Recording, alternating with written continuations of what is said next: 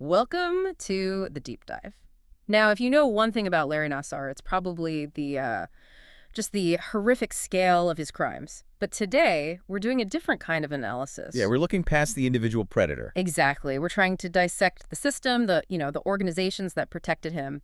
So our mission is to understand how three really powerful bodies, USA Gymnastics, Michigan State University, and the US Olympic Committee, how they essentially created the conditions for this abuse to go on for, well, decades. That's absolutely essential because, look, the individual crime is obviously horrific, but it's only part of the story. Yeah. The scale of the organizational failure here is what's truly staggering. Right. Nassar was, seen as this credible, respected physician. He treated thousands of elite athletes, yet reports of his sexual assault disguised as medically appropriate treatment, Yeah. specifically intravaginal penetration, they date all the way back to 1992. 1992. Wow. Okay, let's unpack this.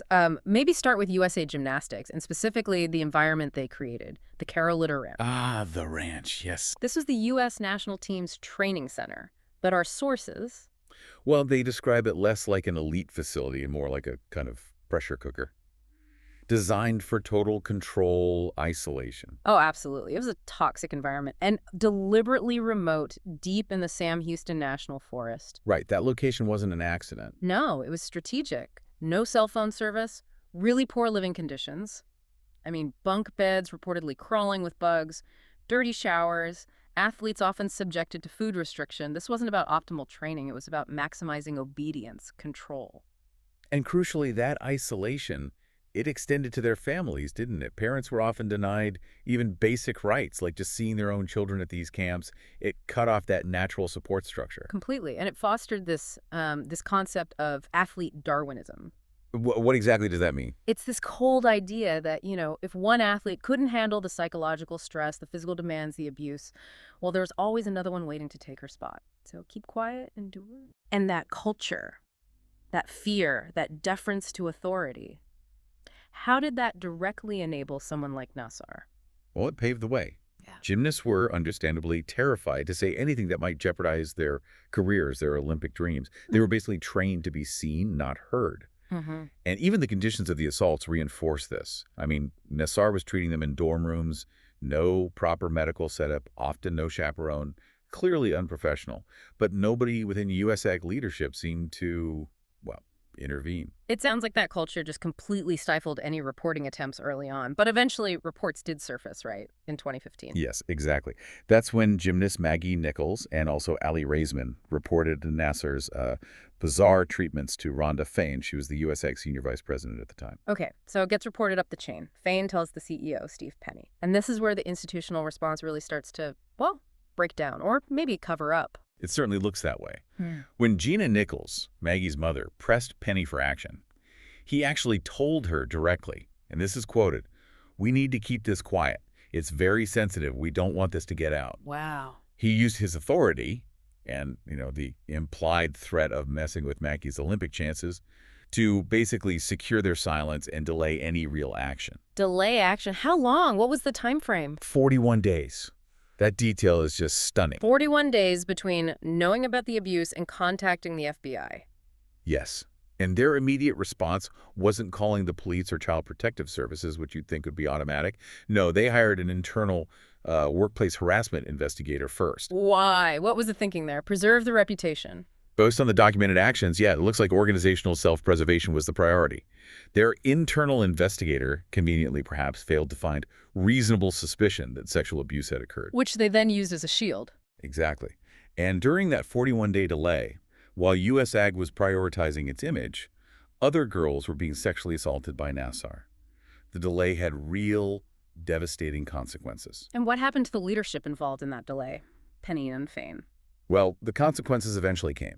Steve Penny was later arrested for evidence tampering.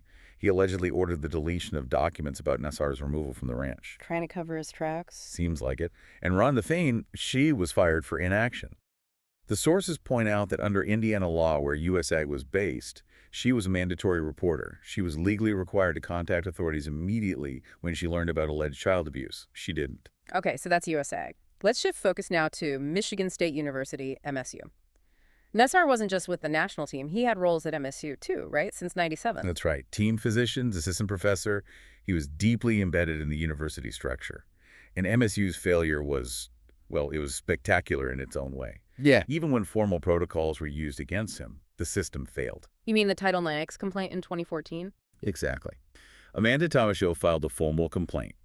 And interestingly, she chose the Title IX office specifically over the police because she was worried the police wouldn't handle it properly. She trusted the university system. Just quickly for listeners, what does filing a Title IX complaint actually mean in this context? What's supposed to happen? So Title IX is the federal law against sex discrimination in education. When a student files a complaint about sexual assault, the university is legally required to conduct a prompt and equitable investigation. Tomashow was essentially using the official safeguard. But the safeguard failed. It was worse than failed. It seems like he was actively corrupted from within. The sources show that Dean William Strample, who was Nassar's boss and head of the College of Osteopathic Medicine, he essentially handpicked the investigation team. Stacked the deck. Pretty much. We even have evidence like emails showing Strample telling Nassar, "Good luck, I'm on your side." That's not just a conflict of interest. That's sabotage, isn't it? It really is. Strample was the one supposed to be enforcing safety protocols, making sure things were done right. Yeah. Instead, he's, cheering on the person being accused. Unbelievable. And the report itself, the outcome of that investigation. Well, officially, the investigation concluded Nassar's methods were medically appropriate. Cleared him. But here's where it gets really, really telling of the cover-up. Okay. Tomashow's copy of that final report, it was missing a page that Nassar did receive. A missing page. What was on it? That page contained the university's own internal warning. It basically said that Nassar's invasive procedures, even if they called them medically appropriate elsewhere, opened the institution up to liability because the methods were, in fact, medically questionable. So the university knew. They knew his treatments were problematic, risky, but they hid that part from the victim. They deliberately concealed that admission from the very person who filed the complaint. Yes. And the consequence of that concealment, of clearing him, what happened to Nassar at MSU then? He was put on a brief paid leave, then he returned to work and continued to sexually assault patients.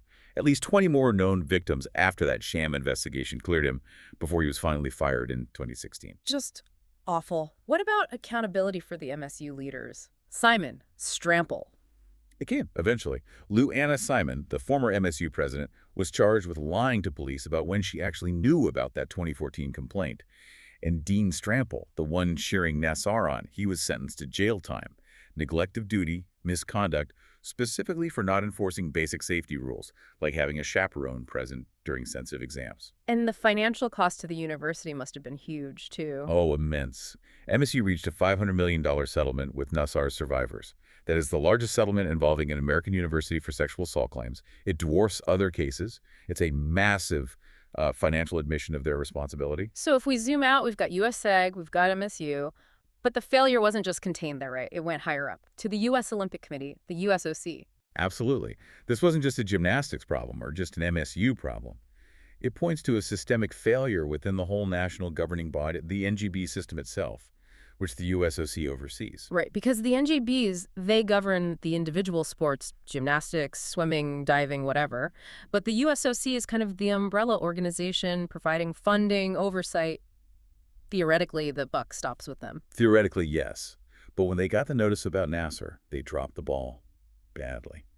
The independent Ropes and Gray report found that top USOC leaders, Scott Blackman and Alan Ashley, they were told about the Nassar allegations by Steve Penny way back in July 2015.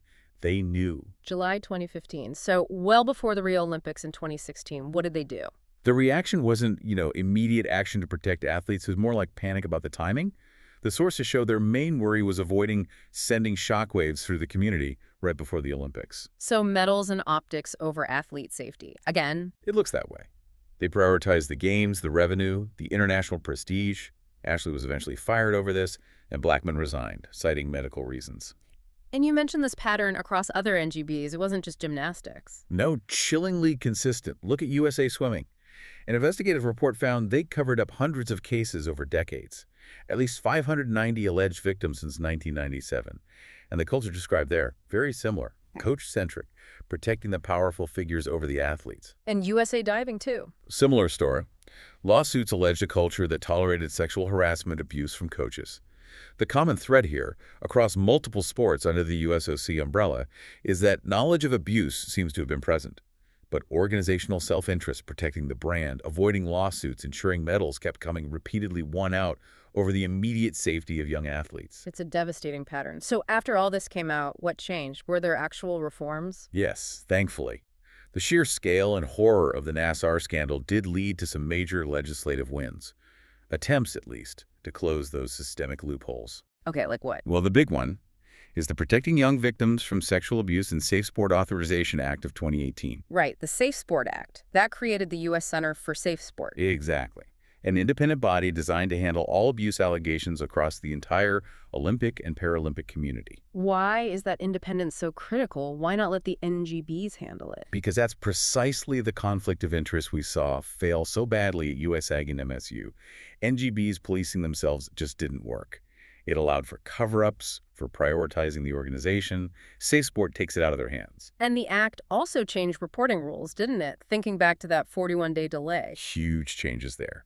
Now, mandatory reporting of suspected child abuse to law enforcement is required within 24 hours.